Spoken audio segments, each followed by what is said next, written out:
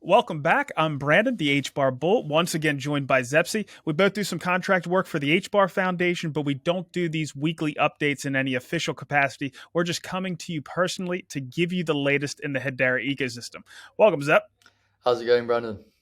It's going okay. The markets are down this morning, but it was a really fun week, and there's all kinds of stuff going on in the Hedera space. But our standard note, I want to say, of course, none of this is financial advice. We're going to get into the HBAR market. We're going to get into some speculation. We're going to get into Hedera DeFi for sure.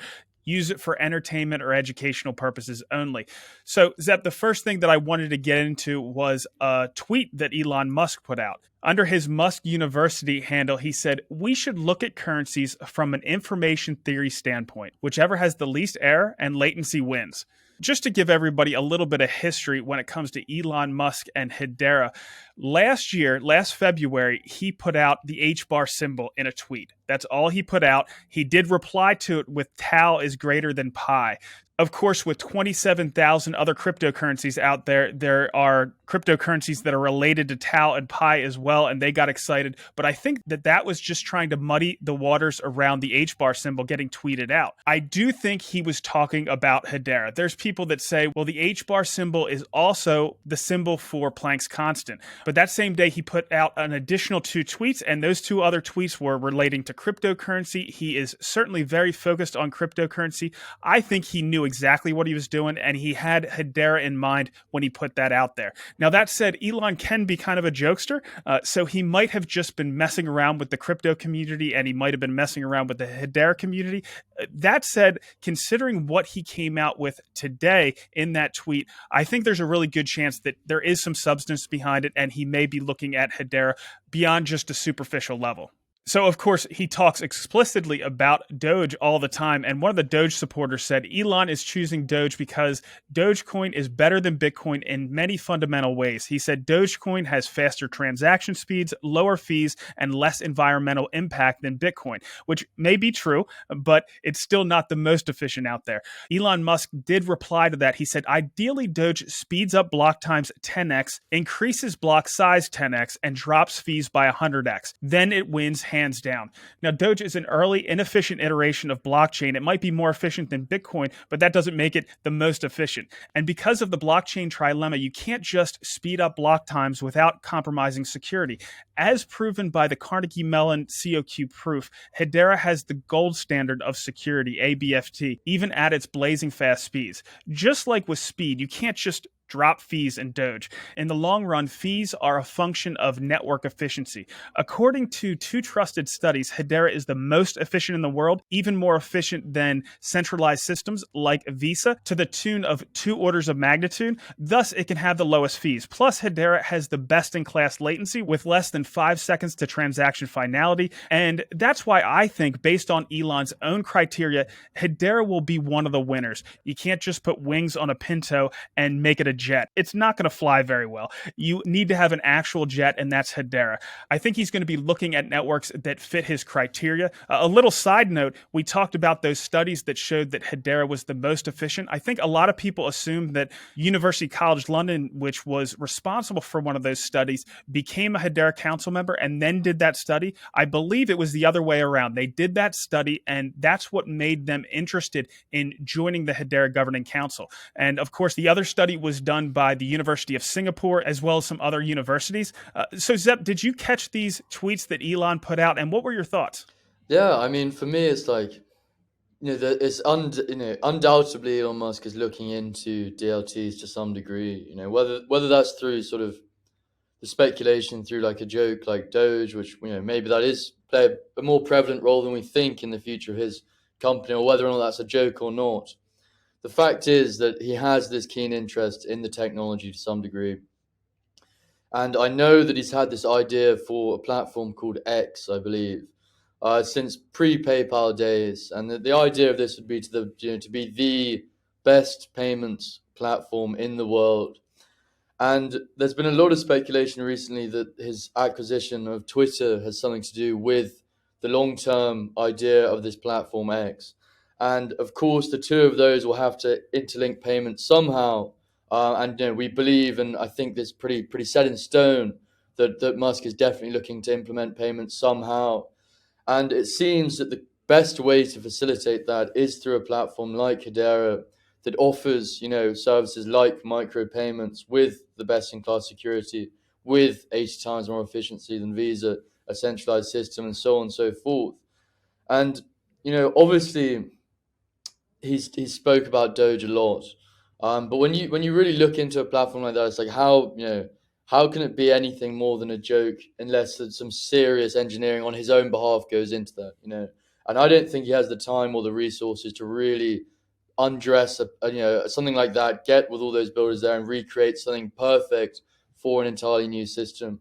And even when you look at like the tokenomics of something like Doge, you see that 50% of the circulating supply is owned by, I think, the top 20 wallets, and 30% is owned by one wallet. So like a payment system of some kind that's centralized to that degree, again, it doesn't seem to really add up that well. But talking to the HBAR symbol that he tweeted out, I think like you said, he knows what he's doing when he's making these kind of tweets. He knows what power he holds with these kind of tweets. It's not like he sort of just throws that things out into the ether without some kind of premeditated view on what he's trying to do. So yeah, to see that HBAR symbol in a time when he was tweeting about lots of other different currencies, I think there is something more than just tenuous there. And I'm excited to see whether or not that transgresses into something new. And going back to Twitter getting involved, we saw Facebook wanting to get involved with cryptocurrencies with Libra, and the government made it real clear that they weren't going to let big tech get involved with payments to that degree. It's probably going to be the same thing with Twitter. That said, that makes Hedera, with proper governance and great tech, a perfect fit, right? So they're not building their own platform. They're outsourcing that to a great platform in Hedera, and then they can utilize that with Drop or any other micropayments platform or however they want to use it into their system there at Twitter. So it makes perfect sense. Of course, he has his roots in payments going back to the PayPal days, and I think it's going to be a perfect fit, hopefully in the future. For sure. All right, so the next thing I wanted to talk about was Shift Markets. There was an announcement made by the HBAR Foundation. They're giving support to them. I caught up with Grace Pfluger. She's part of the business development side of the HBAR Foundation, and she gave us a rundown of what they're doing. So, Grace, what exactly does Shift Markets do? Absolutely, Brandon. So Shift has a number of different products. Ultimately, they're bringing trading, payments, and yield solutions to various exchanges and enterprise clients. One of the main products that they have, however, is called Nexus, which provides people the opportunity to white label exchange product built on their liquidity engine. Okay, I got you. So what exactly are they doing with Hedera, and why is it important for the Hedera ecosystem? Yeah, from the HBAR Foundation side, we were really excited to partner with them so that they could have support for HBAR and Hedera USDC specifically.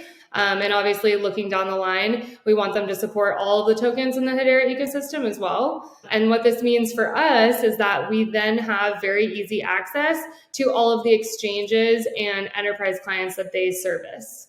Makes perfect sense. Grace, thank you so much for swinging by and giving us the inside track on Shift Markets. Absolutely.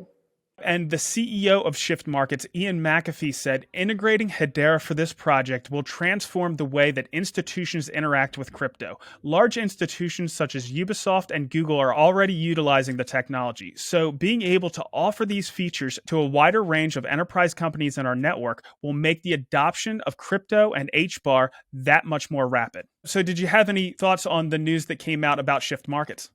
Yeah, I think the interesting thing is on the face value, when you look at the account, you go, okay, I haven't heard of Shift Markets. But then you sort of delve into it and you realize that they are the infrastructure for a lot of different exchanges. So I think there's sort of almost a white label solution whereby exchanges can pick up their tech stack and then just integrate it straight away. And as I understand, as part of this partnership, HBAR will be in that sort of, ultimately over time will be, I think, made available to, I think it was a network of 70 exchanges that is under Shift. So, that's a pretty huge number.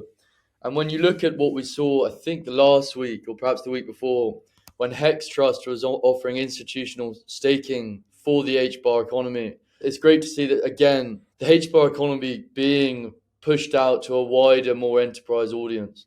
Because obviously we've got the council, obviously we've got these enterprise use cases being built, but it's cool to see the services that HBAR provides beyond like a use case, like building your own use case. Enterprises now have the ability to also participate in the economy through yield and stuff like that. And, hopefully with that kind of thing, that only raises more awareness, more people in the ecosystem, and especially from the institutional side of things. Yeah, absolutely. They might not be a headline name, but they're working in the back with a lot of these exchanges, as you mentioned. So it makes a lot of sense to partner with them. So the other big thing that happened this week was Ecosystem Week, put on by Swirlds Labs and Hedera. They had all kinds of fantastic topics, but the one that really stood out to me was decentralized recovery. Lehman talked about it on the very first day, and I grabbed the clip so everybody could listen. So DREC is the idea of decentralized recovery and custody. We as an industry have a problem. It is too hard to use, and it is too dangerous in a way that is surprising. So think about the normal centralized world that we have today. You have your bank. If you lose your password to your bank, yeah, you can actually come to the bank and somehow get it recreated. You can always get back to your money even if you lost your password. You have a passport. If you lose your passport, you can go to the government and you can get a new passport. The key to your house, if you lose that key, you can break a window and break in, if nothing else. Or you can hire a locksmith to come open the door. A key to your safe if you lose it, or the combination to your safe, you can get someone to drill it out. Anywhere in life that you have something of value, if you lose your key, if you lose your secret, if you lose your password, if you forget about it, there are ways to get it back. And everyone in the world right now that has grown up with a safety net subconsciously just assumes there is a safety net. However, we are building a future that is decentralized. And that means that right now there is no safety net. I have received emails from people who say, hey, I had a Hedera account and I had my 24 words and I lost them. Would you please generate another 24 words for me and send it to me so that I can get my money? I can't. It's not possible. We don't have a safety net automatically in our industry.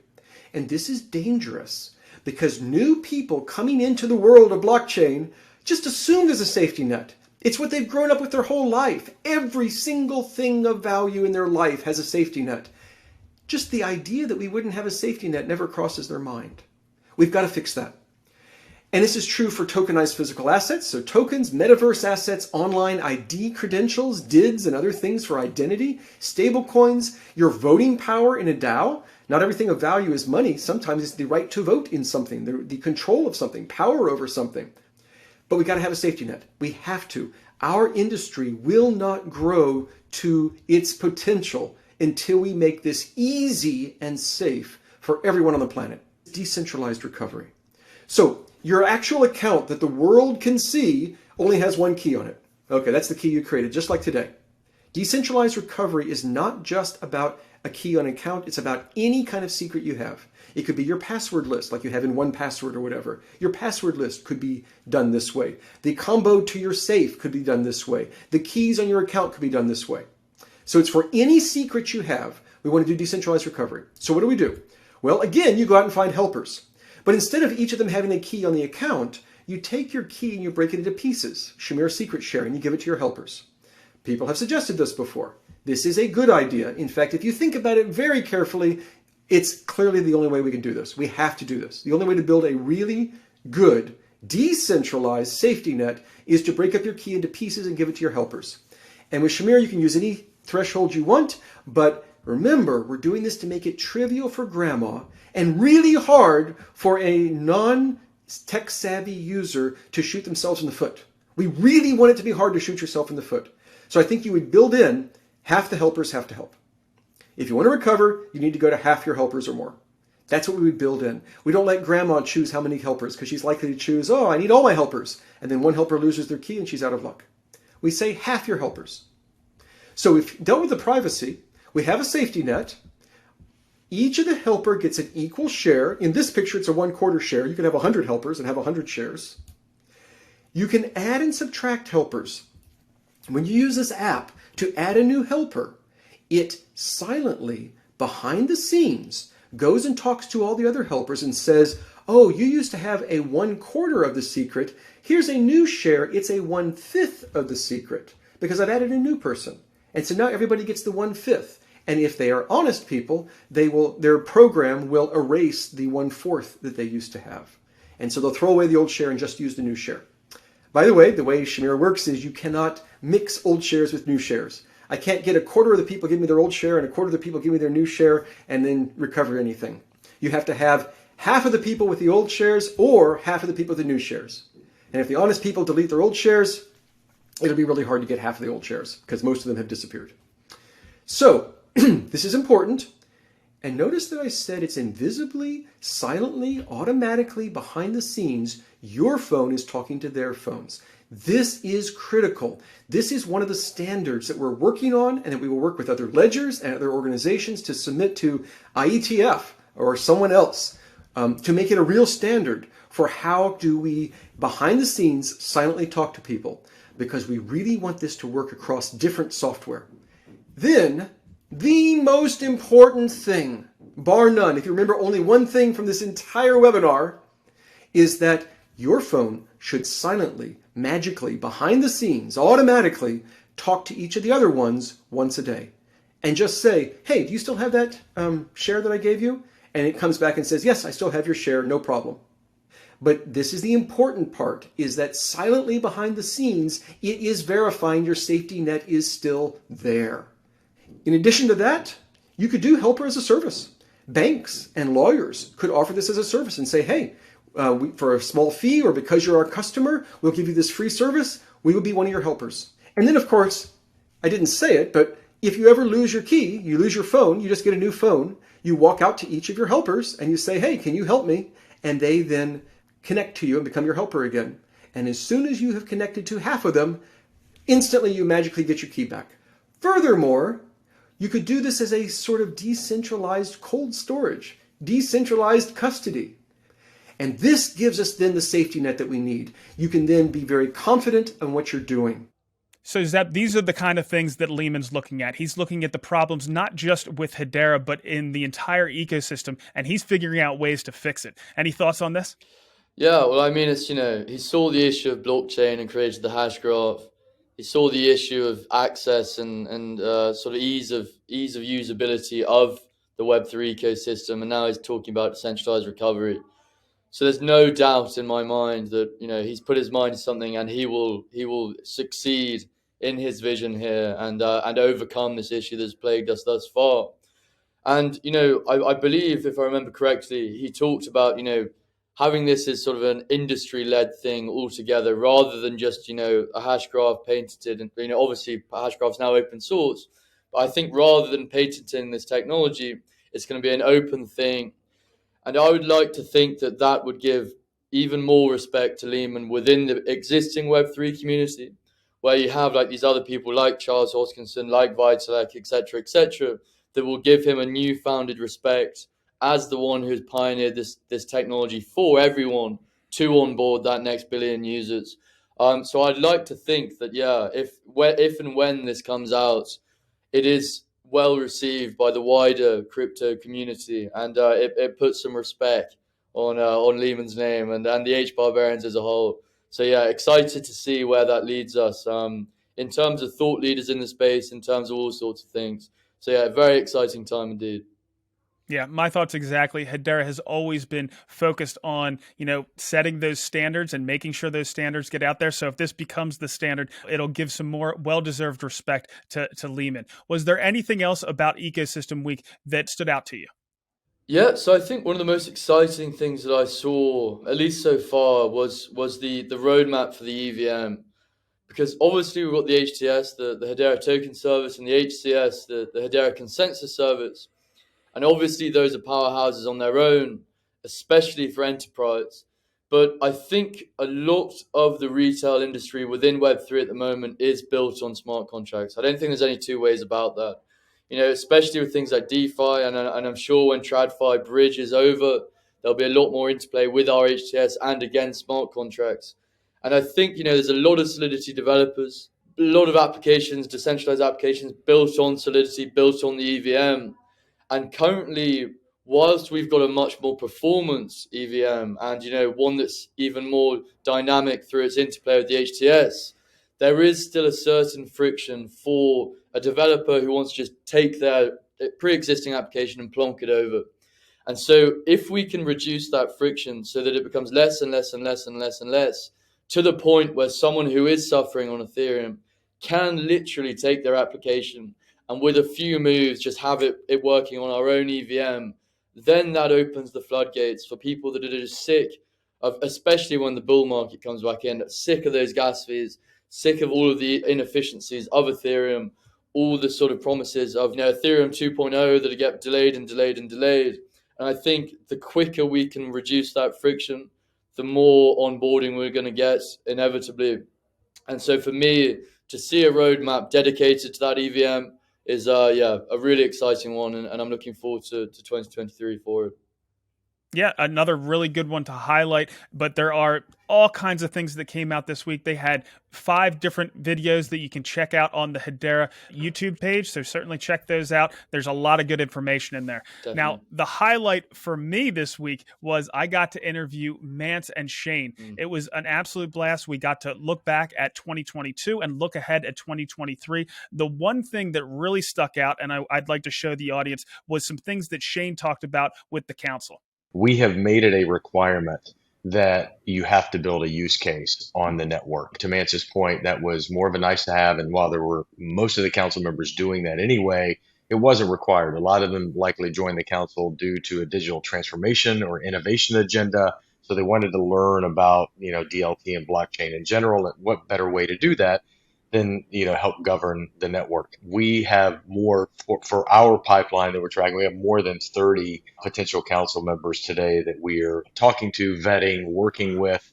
It's at all levels of their organization. Keep in mind, in order to get on the council, they have to take it through their legal organizations. Well, you can imagine, in light of things happening, whether it's Terra Luna, whether it's FTX, et cetera, that's harder to do today because they want to understand what the risk exposure is to them of being a governing council member. I am pleased to say that there hasn't been anyone that I am aware of that has stepped away from their interest in Hedera because of what's happening in the crypto market. And that to me is incredibly positive because they see the innovation that Hedera can bring to both their business models and their innovation agenda around, technology. Shane, is the council member use case development progressing the way you would expect? We've seen a lot of development this year from LG and Toko and from ServiceNow, as you mentioned. Is that all progressing like you would like to see? It is. And I think in addition to that, close to 90% of the council members are actively developing use cases today on the network. And some of the use cases are use cases that are solving existing problems in their existing business, but in a new way, using new technology. Some are exploring solving new challenges as a result of innovation or their business models shifting and changing, and they're leveraging DLT to do that. And so I am pleased with a lot of the youth. I'm also pleased with the creativity, candidly, of how many of these organizations are thinking about using Hedera. So it's exciting. I think it's been really, really encouraging. And I think you're going to continue to see them get even deeper in terms of, not just one use case, but multiple use cases within an organization. That's exciting. All right, Zeb, I'm pretty sure that you caught this interview. Do you have any thoughts about what Shane said or anything else that came out in the interview? Yeah, I think one of the most staggering statistics was the one around how many governing council members are actively exploring / building use cases. Because I've seen, when I look at the council, I know for a fact there's a lot of them that are building. There's always been about 30-40%, which I'm slightly unsure about. And so to have that reconfirmation that they are all building, well, not all of them, sorry, but sort of 80 to 90%.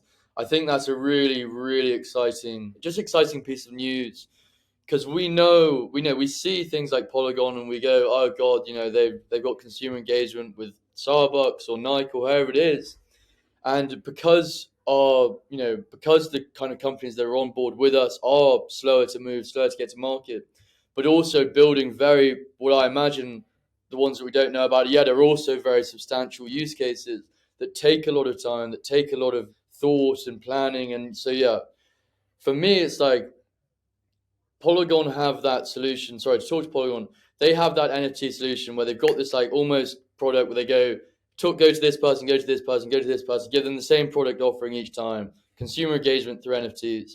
Whereas it seems like the clients that we have are really trying to think how they can actually change the infrastructure of their companies in some sense, or really, futurize it. So like DLA Piper putting so much money into Toko to pursue the tokenization of real estate and art, and then obviously Atma.io for carbon emissions of billions of items in their supply chain. These are, and I'm not to take away from Polygon, but these are serious use cases.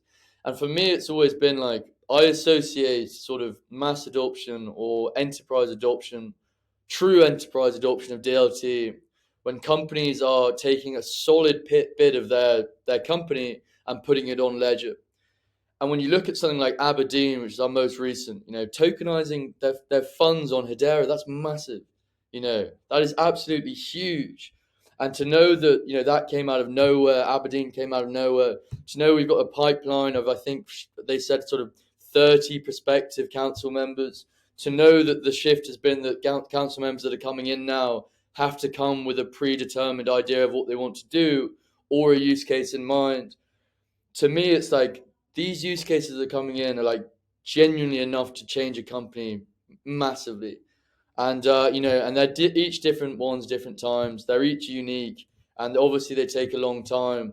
But yeah, I mean, it's going to be very, very exciting when we see these new council members come in. And I'm hoping that going by this information, that there's so many on the, prospective ones on the horizon, that 2023 will be a more exciting year for the council for sure, in terms of members coming into the council. Yeah, just to kind of distill down what you're saying, the things that Polygon are coming out with, and nothing against Polygon, but it's more superficial, right? These companies then can check off the Web3 box, where the innovation that's taking place with some of the Hedera use cases, it's like a new frontier. It's completely new. It's nothing that we've seen before, and they're in all different directions. That's another thing that Shane said is, the creativity that's coming out of some of these council member use cases is really impressive. So the other thing that caught my ear was Mance's comments on the community. Now, I'm going to talk about the community next. That's our next topic. So let's listen into what Mance had to say about our community. Hedera recently commissioned a third party to do a thorough analysis of the community in comparison to the other layer ones. And one thing really stuck out. We're off the charts when it comes to project loyalty. The Hedera community is loyal. They are not fair weather fans. And that just warms my heart. I'd love to hear Mance's comments on the community. And I was interested to hear about that study. What were your thoughts on this study? Yeah, so I haven't actually read the study. I'm not sure if it's been publicized yet. But I think it really is a testament to what we've all known for a long time within the HBAR variants, is that we're all so in it for the tech, but and for what that tech can do. We're all extremely well informed about that tech and the ecosystem, and we all have a genuine shared belief that it's not just about making money, but it's about how this technology, i.e. the hash graph, will revolutionize the way information is shared, or through tokenization, whatever it might be. We are sitting, and we all believe it, and I still firmly believe this now, is that we are sitting at the cutting edge of the cutting edge. The best technology and the best governance within a completely nascent but revolutionary technology. And so all of that permeates throughout our ecosystem. And for so long, we didn't have this retail side. So it was literally us all in, telegrams and whatever, probably pre-Discord, really, in telegrams, just talking about the technology, talking about the governance, talking about Lehman, speculating. And then, so everyone's very, very close. And then we got given the retail side, and everyone congregated there with each other and we knew some of the builders that were building, obviously new ones came in. We welcomed them. They were also passionate. And so there's definitely a sense of loyalty between the builders and the participants and the enthusiasts and the thought leaders, because we all have this shared vision that what is being built and what is being used is the best of the best. And that's not through just mere speculation. Like, we can quantify it through things like studies by UCL, or the prestige of the governing council and some of the names that are building. And so I think it really is just a combination of the people in the community, how amazing they are, how informed they are, how kind they are, how supportive they are, and just the shared belief in what we're all trying to push towards together. And so to see that quantified, or hear that's been quantified in that report, A, is no surprise, but B, great to hear for sure. Yeah, and to stay with the community, there was some really good community initiatives this week. One of them was Hello Future Buzz, of course, with the help of Patches and Turtle Moon IO. They put on the holiday charity event. They auctioned off all kinds of different NFTs. They raised money for Hayes Caldwell Women's Center, again, just like they did last year. Both of my NFTs sold. I think the one center sold as soon as it opened up for 15,000 HBAR, so I appreciate whoever bought that. I did send an HBAR to the wallet that bought that one. Please contact me either on Twitter, the HBAR Bull, or on Telegram, or put a comment down below in this video. I'd like to get in touch with you because we want to send you out the physical coins. And I sweetened the pot a little bit. I had a signed Mance and Lehman shirt that I'm going to include in that as well. So make sure you get in contact with me and we'll get that sent out if you're here in the US. So there were some great guests at the finale. We had Mance and Lehman, of course. We had Christian up there. We had Zenobia, and we had a special guest, Mike Maloney, and he dropped a little bit of alpha. I'm going to be doing an interview with him sometime in Q1, but it was really interesting to hear all the insights. You know, one of the things that was brought up was Mike Maloney is concerned about the economy. That's nothing new. He's pretty concerned about where things are going, and we know that the markets are down and having issues. But they also highlighted, Mike included, that Hedera can be part of the solution of what we're looking at and some of the issues that we're facing. And Lehman had some great comments on that. So definitely go out and listen to the recording. I know that Hello Future Buzz recorded it, so certainly listen into that. The other thing is a push to get MetaMask to incorporate Hedera. Did you catch this one? Yeah, so that was again another community-based initiative, I think led by Brandon Davenport again, i.e. at PixelRog. And so he did this phenomenal campaign with the Hello Coinbase campaign originally, which was trending, I think, for multiple days actually. And that gained some serious traction within our community and externally.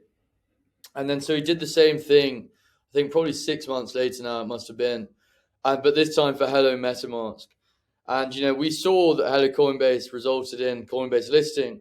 And this time he did Hello MetaMask, which is basically to have Hedera integrated into MetaMask as a sort of drop-down network to choose from. And in terms of how it fared, i.e. that sort of, I guess, our equivalent of a HIP for MetaMask, is it's like a community voting mechanism. We fared way more engagement than anyone else in that list. Far more comments, far more views, far more upvotes. So to see the Hedera community really come out there again in full force was really exciting to see. And I can only hope that the admins or whoever's in charge at MetaMask took that on board, especially with everything we're doing with, you know, the JSON RPC relay and, you know, the upgraded EVM roadmap. So yeah, so really hoping that all these things sort of come together going into next year and we have a really solid relationship between our EVM and Ethereum users and MetaMask and so on. Yeah, absolutely. Kudos to the community for once again starting a great initiative. MetaMask certainly has a place within the Hedera ecosystem. That said, you know, our other wallets, way back in the beginning, as far as mobile, you know, we had a lot of focus on Exact and Exodus and Bread early on. But the wallets that ended up doing the best were the ones that were focused on the Hedera ecosystem. So Blade Wallet and Hashpack and Walla Wallet, those are the ones that have really excelled. That's not to say that MetaMask doesn't have a place. They certainly do, and I hope we can get integration from this, but I love our native wallets as well. So the next thing I want to get into is I'm going to be going down to Karate Combat again just tomorrow, and I have some exciting things that hopefully will happen down there. It looks like it will. I'm going to be able to interview George St. Pierre. In my opinion, the greatest fighter, the greatest MMA fighter to walk the earth. He's amazing. He's an amazing commentator. He's just an all-around good guy. So I'm going to get some of his thoughts around the karate token and the integration of a DAO. Of course, all that is going to be built on Hedera. And I'm also going to get he and Boss Rutan, who I already interviewed, and maybe some of the additional fighters to sign a set of gloves. And I know I've talked a little bit about the company that I'm building, Twigital. What it does is it uses just a regular phone and it creates 3D renderings of any physical object. We're going to go ahead and create a Twigital from that, which is going to be, of course, an NFT that you create from one of these 3D renderings. We're going to use it for promotion this year, and then hopefully at that next year holiday party, party. We'll auction those off, and of course, I'll include the physical gloves as well. So I'm excited about heading down there, and of course, just catching a great fight. So, Zeb, I also saw that there was a discussion that was hosted by CoinTelegraph. Can you tell us about this one? Yeah, so Cointelegraph Research hosted a Twitter Spaces with Brady Gentile from Swirled/Hedera, as well as Elaine Song, who's our VP of Strategy at the foundation. And so this was an open discussion about what's going on in Hedera. You know, they talked about DeFi, they talked about the crypto economy, the respective funds, the metaverse, so on and so forth. And I think what is the most exciting about this, beyond just, you know, getting that extra exposure there to the Cointelegraph users, is that it builds on what we said last week, I believe, when we spoke about, you know, how in the past we haven't had the easiest relationship with the Web3 media, but then recently there was this fantastic research report that Cointelegraph published with Hedera at the front, with Manson Lehman at the front. And to me, building on what we said last week, this is a reflection of where the market is now looking. You know, it needs the stability post FTX, it needs the stability post Luna, and it's looking towards this mature phase of Web3 that we've spoken about before. You know, with Circle Pay, they obviously did their most recent Converge 2022, and the main theme was the utility phase of Web3. And we spoke about the utility bull run and this kind of thing. So for me, it's again just reiterating on that relationship with Cointelegraph, reiterating about the market maturing, and reiterating the fact that the adults in the room that we've always said, i.e. Hedera, are hopefully starting to get the time of day that they've deserved for a long time.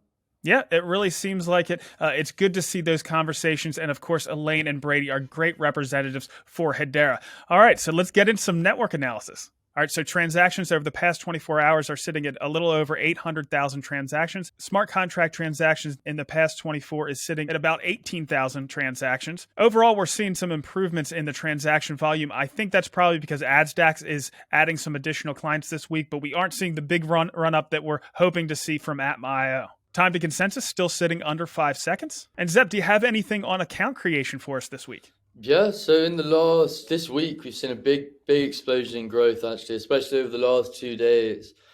So we're up 67% on the week. I think we're up 58% on the day. So obviously, you know, there's some new eyes on the Hedera ecosystem. I think we were speculating on whether or not that was Own the Zone, which is the official FIFA licensed World Cup Qatar 2022 game. You know, maybe that's their own advertisement campaign that Own the Zone are running, and that's new people coming in. So yeah, hopefully that's that, or maybe it could be even something else. But either way, great to see the account creation up there. Absolutely. And moving on to the fungible tokens over the past week, Energy Trade Token, Sauce, Wrapped HBAR, Dovu, USDC, and HBAR X are all sitting in that top 10. And we have plenty of fun stuff going on in our NFT space as well. I think we did find out what the HNT is. I think it's the name service, right? For sure, yeah. And is there anything else as far as the NFTs that you want to highlight, Zep? Yeah, so first of all, we saw a big Solana NFT account called Peng Sol announce that they're moving over to Hedera. And I think, you know, I spoke to some people in the community. I spoke to, I believe HBAR Suite has a good relationship with them. I spoke to Stallion, who is behind Gangsters Paradise rather, who is also a previous Solana project. I spoke to Parry Fund. They had some good insight there. And I basically think that Peng Sol are going multi-chain, but their first stop has been Hedera, which is really exciting for me to see, because they've obviously seen that, you know, the Hedera NFT community is something special. It's still got a huge amount of growth left in it. You know, we've seen some good, rises in it. We've seen some very positive growth, some great growth in the NFT service published by Mazzari. And so to see that others are sort of paying attention there, especially from Solana, you know, building on what we saw with Cosmium moving over the AAA game, it seems that there are folk at Solana who are looking over, and I really hope to see, you know, more of these dominoes and to be able to welcome more of these projects in.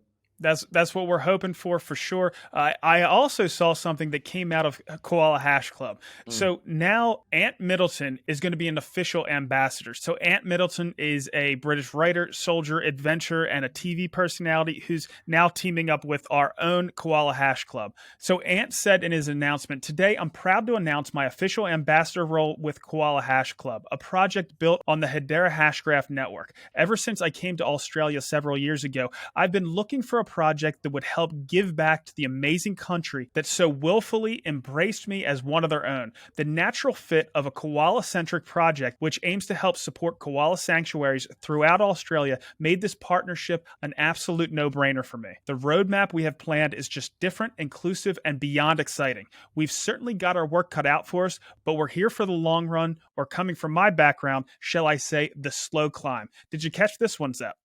Yeah, again, that really took me by surprise actually, because obviously he's got a huge amount of followers on Twitter, and Koala is obviously one of our oldest and leading NFT projects. So to see that partnership there is great. Obviously through the tweet that Ant put out, a lot of people have seen Koala Hash Club. They didn't know it before. They've got a Spaces, I think, coming up this Saturday. Yeah, this Saturday. So we'll hear a lot more there, and yeah, just great to see such a strong ambassador from a non-Web3 native background taking an interest there. So hopefully, yeah, we'll learn more about that at the weekend. Yeah, I'm getting excited about it. So moving on to DeFi.